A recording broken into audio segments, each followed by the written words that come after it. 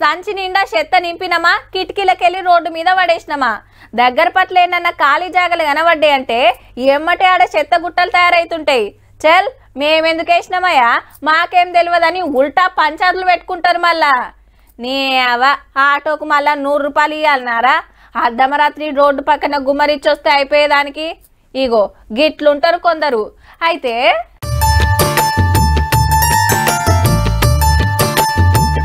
సంచి నింపుడు డబ్బాలేసుడు తొవ్వెంట పబ్లిక్ వాడేసిన సామాన్లు షెత్తంతా రిచ్చా బండిలకెత్తి చిన్నగా నూక్కబోతున్నాడిగా. ఈ ఏజ్ లో కూడా సఫాయి వాళ్ళ మస్తు కష్టపడుతున్నాడు అనుకునేరు.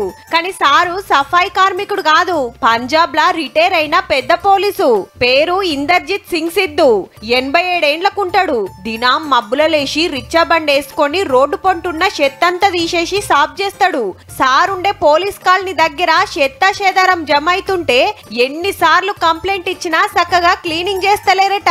ఇట్లా కాదని సారే డ్యూటీ పెట్టుకున్నాడు. మొన్న సెంటర్ వాళ్ళు ఇచ్చిన స్వచ్ఛ అవార్డులా చండీగఢ్ 2వ ర్యాంక్ వస్తే లేలే ఫస్ట్ ర్యాంకు రావాలే అంటాడు. చండీగఢ్ నంబర్ 2 ఆయా. ये असल मैंने में नंबर 2 बन जाए, ये नंबर 1 बन जाए. మీరుండే ఏరియా నీటిగా ఉండాలనే మీ తండ్లాటను తారీఫ్ చేయాల్సిందే సారు. కానీ దినం మీరే సాఫ్ చేస్తుంటే ఈ పని చేయాలా అని సఫాయి వాళ్ళు మొత్తమే రాకుంటైతారేమో. జర గట్టిగా చెప్పి వాళ్ళతోటి ఏపిస్తే బాగుంటది.